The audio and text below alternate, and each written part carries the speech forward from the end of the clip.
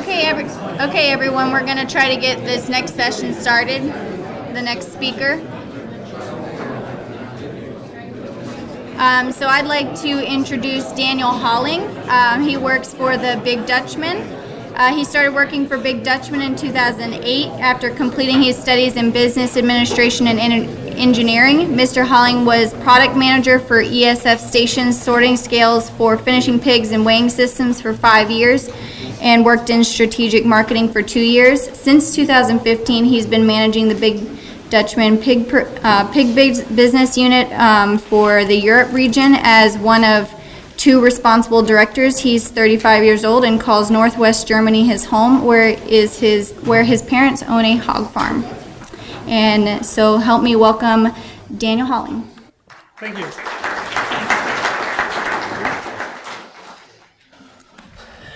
Hello, everybody. Also, I'm quite a little bit nervous, but I think we will get that handled. Normally, if you meet at a border, people could be 2 purposes. One is refugees or picking some other people up. That's the normal situation at the moment in Europe. And I had the pleasure in 2013 to pick up a guest group of 12 people from the Iowa State University. That's the first time I've heard about this very, very smart education center over here, and I'm very, very pleased, and thanks a lot for the invitation to be here today as a speaker. Once again, at least to Bruce, to Lee outside. So he opened up more or less the door for our speeches we'd like to do right now. And beside me, I'm not coming alone. We are today a tech team, or how should I say, and acting together with me is my colleague Philip. He's also German, but he's based and located here in Holland, Michigan, at our headquarters in the US. So he's a face, hopefully you see him a little bit more of.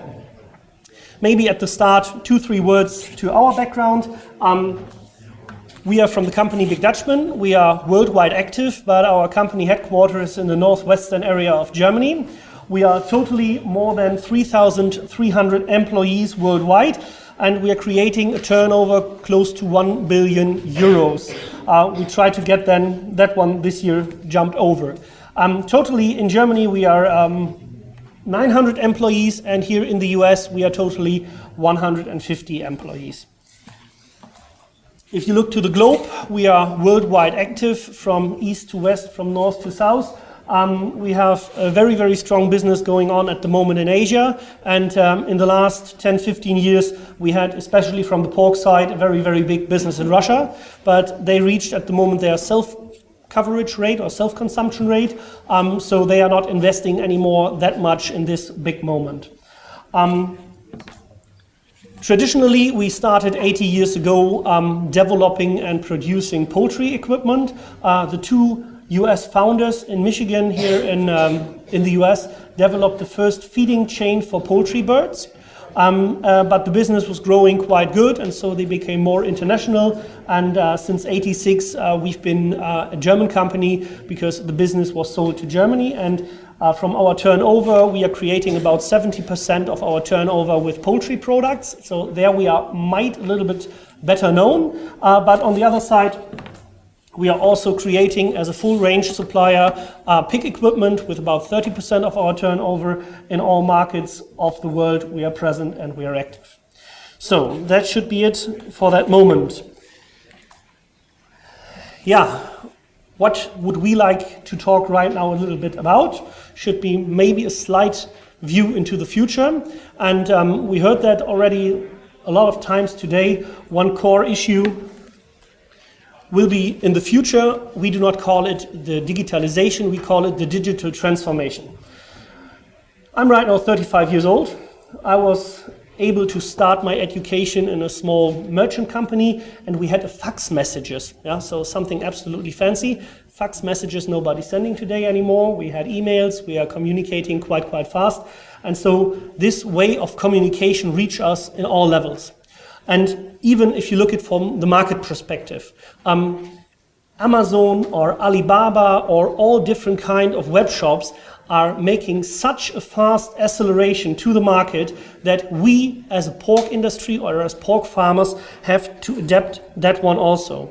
In the same moment, if we have transparent platforms and a very, very high speed of dealing with goods and dealing with articles, it's necessary to get the production more transparent, because otherwise the customers are not trusting the product in this moment.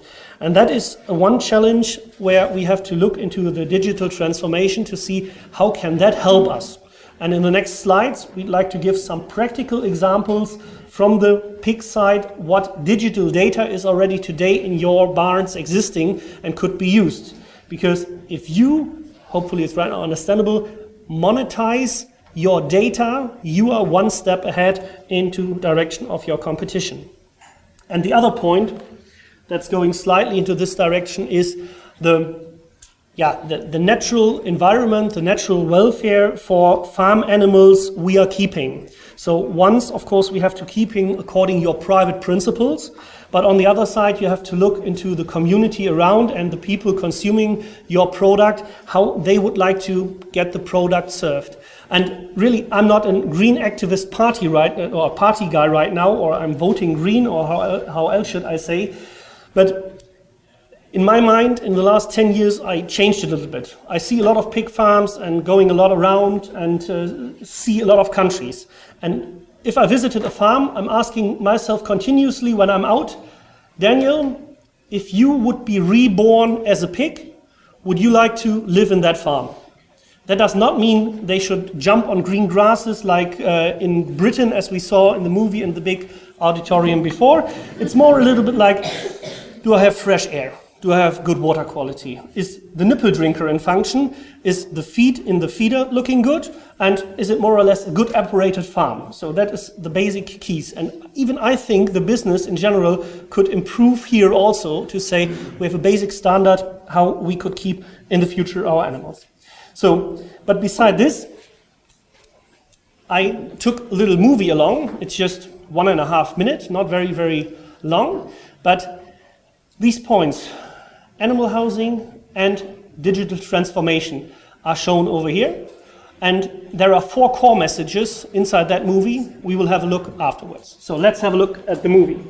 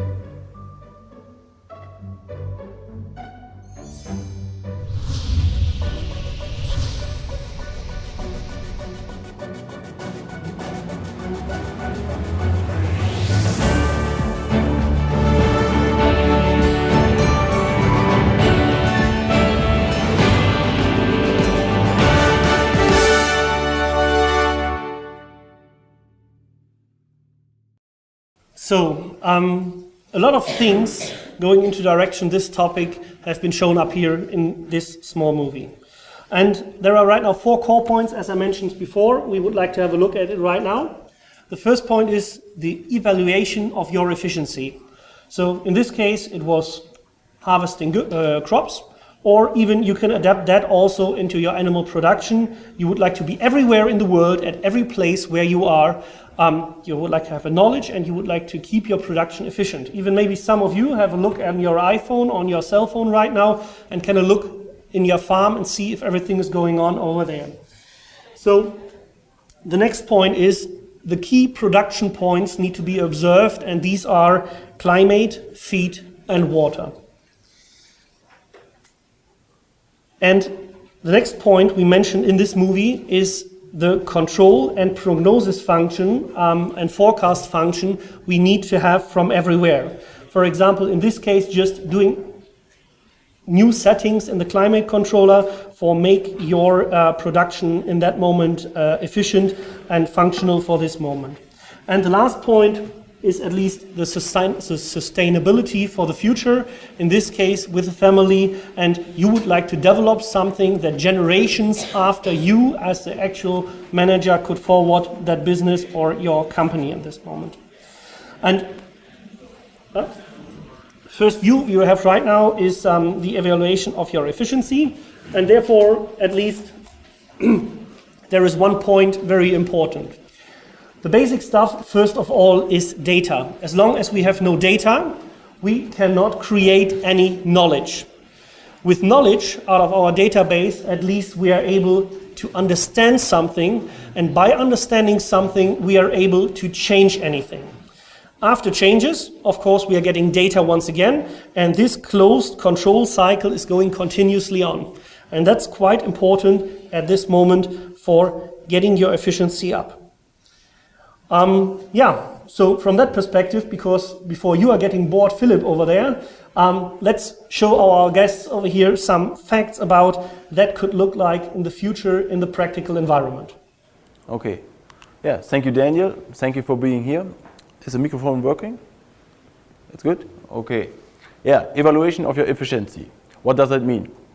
Basically, for me, it just means how can the digitalization help us, help our production to be more efficient, and how can we evaluate this? And therefore, I would like to give you a practical solution how we can realize this already today. So therefore, I would like to give you kind of an example what we can see here in the picture. What this should be is we have a central computer, a central heart, which is communicating with each application on the farm.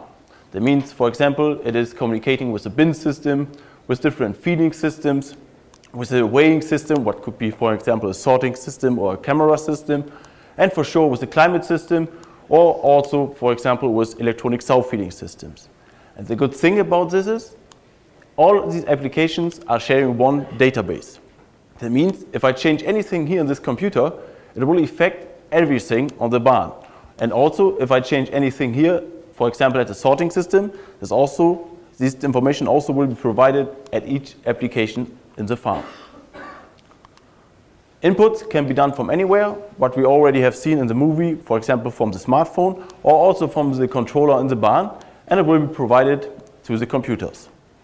And this is very important, because if we think about this, if we have key values of the production and they are correlating with each other, they could become a much more better basic for important decisions. For example, if I change my feed in the bin system, which will be provided with the feeding system, I already can check my daily gain and what influences this has on my production. And so we can use important data for important decisions. And what I already brought up, we can make these decisions and all these changes with each controller on the barn, with the application on our smartphone, or also normal in our office where the software is installed. And then with this solution, we have availability of real-time data. This gives us access to all important animal data and also access to all important environment data. This could be, for example, weight and daily gain, what we already can track with cameras, with sorting systems, or whatever. We also can track the activity. If we think about feeders, if we think about nipple drinkers, if we think about also about weighing systems, we can track very easily the activity. And this gives us very good an understanding how the animal health is going on in the barn. And for sure, the feed consumption and the water consumption, for sure, is also very important to get an idea how the animal health is going on in the barn. And these data can be very easily provided, and we only have to understand how to use this data. So, and for sure we also need access to the environment data. This could be, for example, the temperature in the barn. And what is also very important, in my opinion, is the fill level of the bins. Because this, I will show later in an example, could make the management much more easier if I also can use this data in the bin, not just only, my bin is empty, that I also can use it as a forecast possibility, that I can provide this information to external partners. Okay, and to give you some real-life examples, I would like to start with the weight and the daily gain.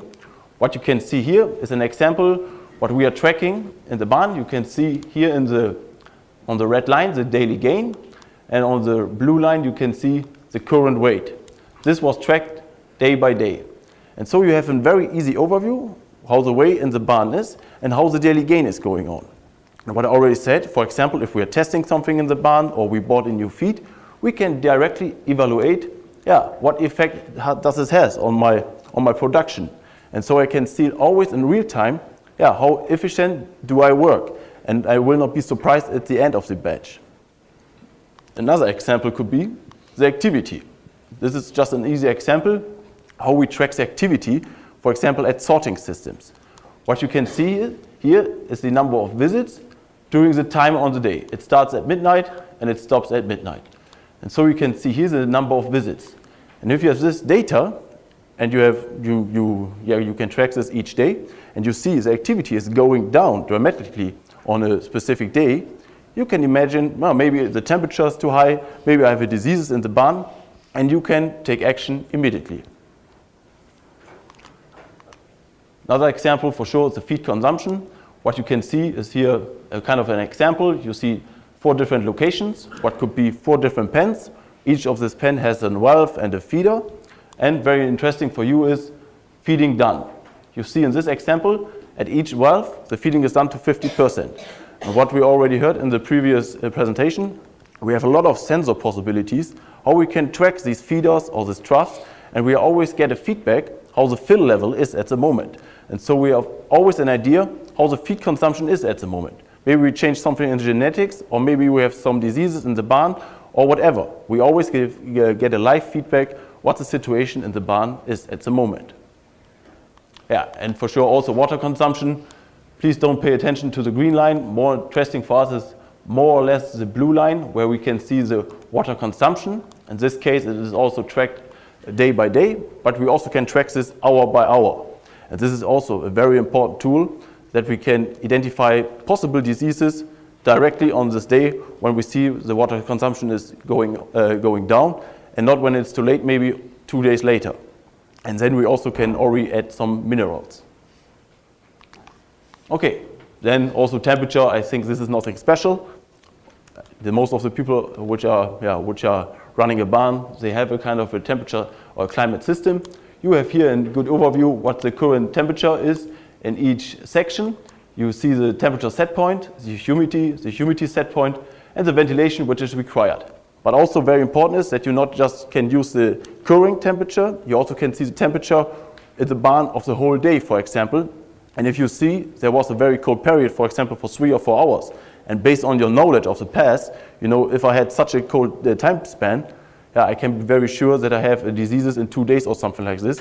And then I can add some specific minerals, for example, to avoid this. And the last example, this is the bin overview. What I already said, what is in my opinion very important. What we can do, we can track with kind of weighing bars the weight of the bins, and we can also see the consumption of today, the consumption of yesterday, and also what is very important, the forecast when this bin will be empty. And this information can be provided very easily, for example, to our feed mill, that we can have a very easy management, and we don't have to take a look into our bins each day, for example. This was a practical standpoint so far. What I would like to say, this technology, it's not that very high tech. All the technology is more or less available at the moment. It's more or less to be smart, to use this technology in a smart way, and to provide this data that we can use it for very important decisions. Okay, Philip. Second point we have a look right now in is climate, feed and water. And of course, this is the biggest link to your cost in this moment. Of course, the cost is the major point where you can do your adjustments and you can divide yourself from your other colleagues if you are efficient or not, or if you're at least successful or not. What I was absolutely positively impressed about the big force and the big capacity about the US production we've heard this morning in the second presentation. So definitely you're producing here in the US cheaper than we do. It's right now just a German example how the production costs at a finisher side from 30 kilograms to 120 kilograms look like. So at least at the end of the day, we have, of course, purchased piglets, some feeding costs, veterinarian and medicaments, energy, water, and other costs like consumable products and insurances and so on. So the total cost for one finishing pig is about, today, exchange rate, $130 for one pig in Germany. And it will be definitely similar to the US with maybe some percentage plus and minus, but in total, the climate, feed and water resources are taking 50% of your success, and these 50% need to be analyzed in detail. Philip, let us know how this analysis could be done in detail and how that one could get support. Okay, yeah. To give the next example, what I always said, we can use this data for very important decisions. So it means this real-time data, this allows us to make or to change very important parameters directly or immediately. Let us take an example. We realize, because we're tracking the weight, that the daily gain is different, or maybe the daily gain is going down. And then we can take action immediately. What we can see here, this is the feed curve. And when we want to feed exactly, normally we have to know the weight of the pig. That means if we talk about, for example, multi-phase feeding or something like this, we only can realize this if we are really aware of the weight of the pigs. And so we can realize with this real-time data exactly feeding. And if we speak about multi-phase feeding, we are able to feed more than $8 per pig. And how can we realize this? Yeah, because we can always feed weight-based if we compare this with normal three-phase feeding in the finisher barn. So, and we get to this outstanding results because we have, one point is we have a faster growing. We can bring the pigs 3 days faster to the slaughterhouse. We have a much more better carcass quality, what makes the slaughter much more happy. And we have a better barn climate because we can reduce the ammonia level because we do not overfeed the pigs with proteins. And for sure, we have much more less feed waste. Yeah, this causes the $8 per pig what we can save. And we can realize this with real-time data because we can track the weight. Another example could be what I already brought up. If the water consumption goes down, we can add minerals in the water, or we can add minerals in the feed to avoid some diseases. Other example is the activity goes down. What I already said, or what I brought up, if the activity goes down, this could be also a symptom that we have too high temperature or something else. And what many people do not know is that heat stress causes more than $900 million to the US swine industry. This is caused by death of pigs. This is caused by less feed consumption, less daily gain, and so on. And so it is a very high potential to track this activity, for example, in the barn, to take action or to change the climate situation immediately. And the last example, maybe not that interesting at the moment, but more interesting for the future if we talk about energy costs. And this is especially very interesting if we are using renewable energies. We are able to realize or to identify peaks in the energy consumption. So for example, here you can see a peak. What can be caused? For example, we have a very high ventilation requirement at this time. Okay, we cannot avoid this ventilation requirement at this time because if we need fresh air, we need fresh air. But what we can do in this case is we can, for example, say, in this time, we don't want to start the feed chain, we don't want to start the light system or whatever. And so we are able to realize an equal energy level so that we are always use our renewable energy and we don't have to buy expensive energy from outside. But this is more or less a look into the future, but also this is very easy to realize at the moment. Yeah, once again, some new facts you presented over there. Third, from totally 4 points, is the forecast and controlling. I think everybody from us is asking continuously ourselves if we are doing the correct things. Or even you've been asked continuously from somebody else if you're the correct things. For example, your local credit institute. And so this is one main aim where you should have a look into the details over there. And in combination with our data, Philip, how can we be better over there? Yeah. Next example. If we want to work with forecast and controlling, or we want to use our real-time data, we have two possibilities. One time we can use this as a forecast and communication tool to external partners. That means we can use this data when we have to deliver the pigs to the slaughterhouse because we are tracking the weight, or we can also communicate very easily to our feed mill when do we have to deliver the new, when do we need the new delivery of new feed. And this can be done also with this forecast possibility. And for sure, also the controlling. It is very easy to evaluate the batch because we have all the important data available in one software.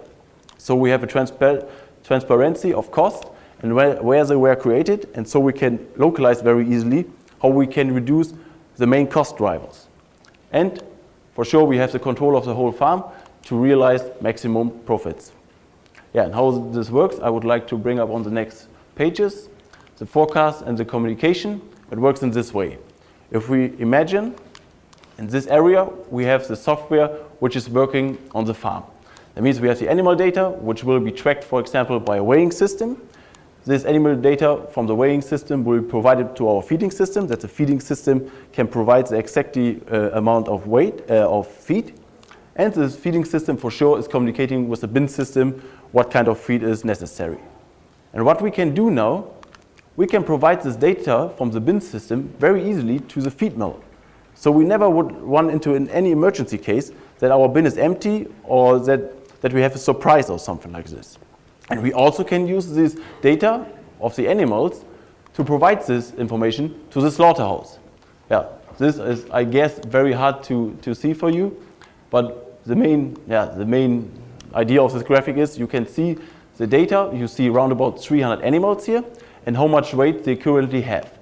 So that means here in this case we have 150 animals which are heavy, around about, they have a weight of around about 150 pounds. And that means also if you track here 50 animals at the moment, they are heavier than around about 170 pounds. And what we can do, this is the current curve, and we can make a forecast. So if you see the orange curve, you can make the forecast. And what I have done in this case is, I would like to calculate when I am ready to deliver 120 pigs of a weight of 260 pounds. And the system tells me, you are ready in 77 days. And if I can provide this data to the slaughterhouse, I guess the slaughterhouse would be very thankful. Not only that we can provide or that we can deliver the correct weight of the pigs, also we can say days before when we have to deliver these pigs. Yeah, and the other thing is the controlling. Which changes have which influences? What I already said. Yeah, if we change, for example, the feed, what effects does this have on my daily gain? I can also identify very easily what kind of effects have different feed costs on my profit. For example, if I see, the feed costs are again a little bit higher, but I can see very easily in my tool if I change the cost, what effect do I have in the end? And for sure, I can evaluate very easily each batch. I have all the current data and the historical data available, and that means it's very easy to calculate overall the daily gain, the feed conversion, the feed consumption, and the feed cost. And so in the end, it's also very easy to calculate the turnover, the profits, and I can identify very easily the cost drivers.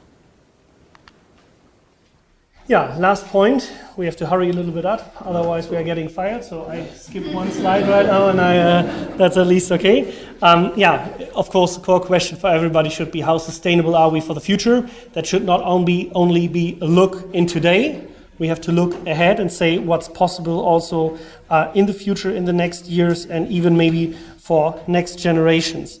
And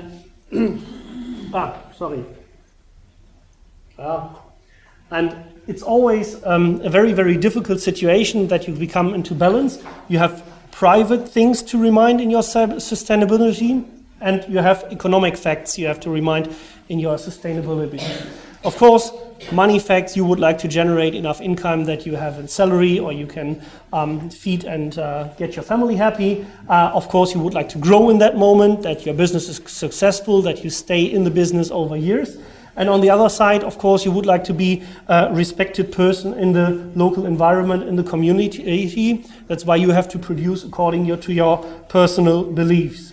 Yeah, and in this moment, more or less, we have different things which we could improve into direction of our profits. That's what Philip showed us already before, into direction of efficiency.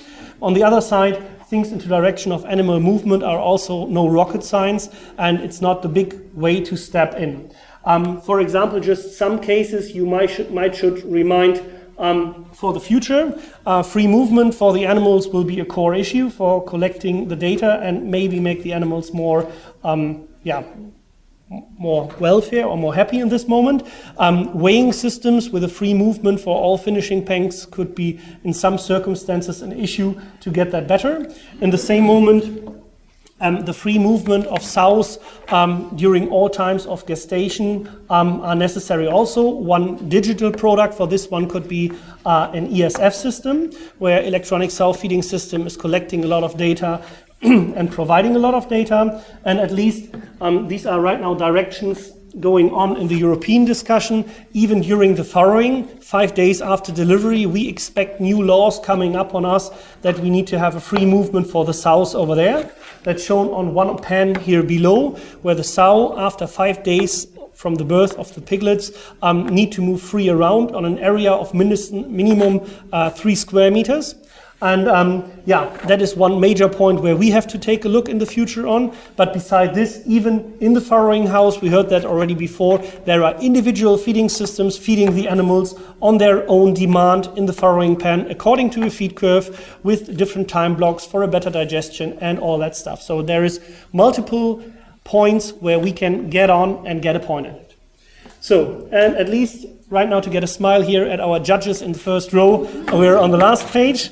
In general, we really can say the signs of our business everywhere in the world do have at the moment a positive sign.